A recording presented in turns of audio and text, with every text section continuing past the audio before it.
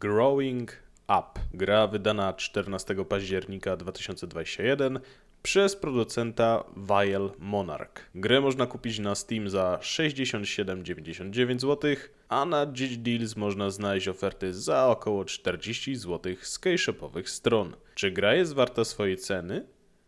Czy ten barwny symulator życia został wykonany dobrze? Czy ta powieść wizualna mnie jakkolwiek zainteresowała?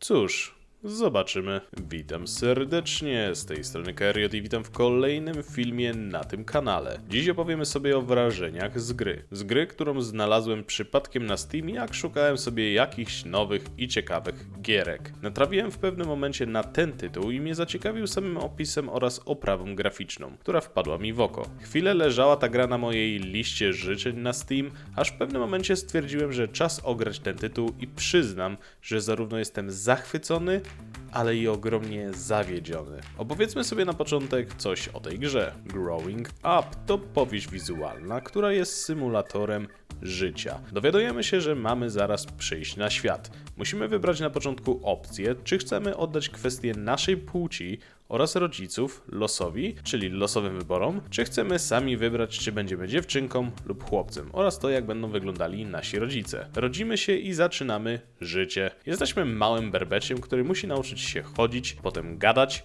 budować domki z klocków i tym podobne. Potem nadchodzi czas przedszkola, podstawówki i studiów. Przez ten okres możemy nauczyć się wiele rzeczy, kształtować jakoś naszą postać i charakter, poznawać nowych ludzi i jakoś wpływać na nich i ich decyzje. No i potencjalnie wejść w związek. I wszystko to wydaje się proste i takowe i jest, bo nasza rozgrywka ogranicza się do klikania myszką tak naprawdę, więc jest to gra dość relaksująca, bardzo luźna i spokojna muzyka, nie ma misji na czas, nie ma żadnego stresu czy walki z pieprzonymi potworami, także sielanka. No, nie licząc tego, że możesz zawieść samego siebie, przyjaciół i rodziców. Zupełnie jak w prawdziwym życiu. Wracając, przyznam, że nie jestem kompletnie fanem powieści wizualnych i takie proste klikanie mnie nie ciekawi, ale ta gra ma coś, co mnie mocno zaciekawiło i są to różnorakie problemy społeczne oraz ciekawie napisane postacie. Niesamowicie uwielbiam ciężkie tematy i tu mamy ich sporo, dla przykładu prześladowanie czy wyśmiewanie dziewczynki, która ma protezę zamiast ręki, mamy też problemy z narkotykami, a my jako główny bohater i przyjaciel tej postaci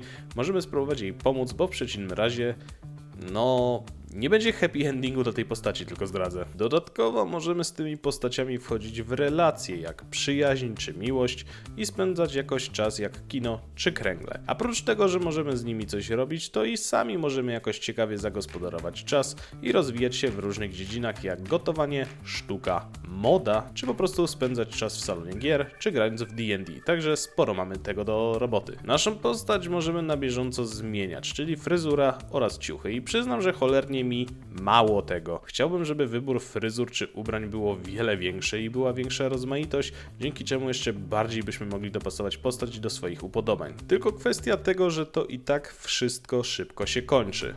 Bardzo szybko. I tutaj przechodzimy do mojego największego zawodu. Czas gry. Szczerze to myślałem, że po studiach wejdziemy w jakiś taki swobodny tryb, nie będzie oczekiwań żadnych od rodziców, a bardziej od szefa, będziemy mogli skupić się na samorozwoju i pracy oraz doskonalić te rzeczy, na które mogliśmy nie mieć czasu w okresie szkolnym. Jak się okazuje, czegoś takiego nie ma. Po studiach dostajemy podsumowanie życia naszego i naszych bliskich, po czym dowiadujemy się, że dorośliśmy i będziemy mieli dziecko, które znowu będziemy kontrolować i gra jakby się zresetowała. Zaczynamy po prostu od nowa, ale naszym rodzicem jest nasza poprzednia postać, a my jako nowa osoba ponownie dorastamy, ponownie się kształcimy i ponownie poznajemy nowych ludzi. Naprawdę sądziłem, że po studiach będzie jakiś swobodny tryb, a to nagle strzał w pysk i świadomość o treści ni chuja ziomeczku, to koniec. I to jest to, co mnie najbardziej zawiodło, jeśli chodzi o ten tytuł, bo miał moją uwagę, miał moją ciekawość i naprawdę siedziałem nad nim z dużą dawką ciekawości i chęci poznania dalszych losów mojej postaci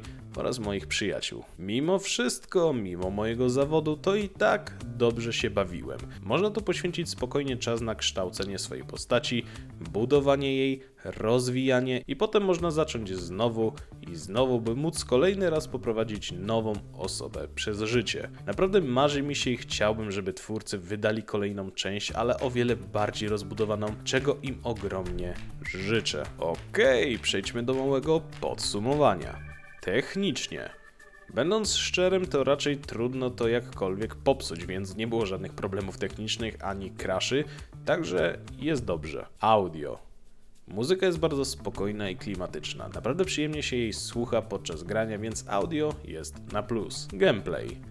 Bardzo przyjemny, spokojny i ciekawy. Dodałbym tu jeszcze wiele rzeczy, by jeszcze bardziej urozmaicić grę oraz żeby jeszcze dokładniej wykreować naszą postać do naszych potrzeb, ale i tak bardzo dobrze się bawiłem. Grafika. Prosta grafika, ale pięknie zrobiona i niesamowicie doceniam pracę, jaką włożyli artyści, którzy wykonali otoczenie i postacie. Podsumowując, Growing Up to zarazem dla mnie naprawdę ciekawa i wciągająca gra, a zarazem ogromny zawód, ale moja opinia końcowa jest taka, że polecam ją ogromnie, bo nadal można przy niej spędzić miło czas i wyluzować się. Myślę, że to jest ten typ gry, do której wracasz wtedy, kiedy masz chwilowo dość wrażeń z gier typu Wiedźmin, Cyberpunk czy Elden Ring, czyli walki, strzelaniny i krew. Dlatego jeszcze raz wam ją serdecznie polecam, bo można tu spędzić bardzo spokojnie, sympatycznie czas i spróbować poprowadzić nowego człowieka według naszych widzimisię. Ambitną i odpowiedzialną osobę, albo nabormuszoną i buntowniczą gwiazdeczkę. Wasza wola i wasz wybór. Także to tyle. Dziękuję za oglądanie, dziękuję za poświęcony czas i życzę miłego grania. No hej, chciałbym was zaprosić serdecznie do linków znajdujących się w opisie. Przede wszystkim do mojego kanału na Twitchu oraz do mojego serwera na Discordzie. Serdecznie zapraszam i pa!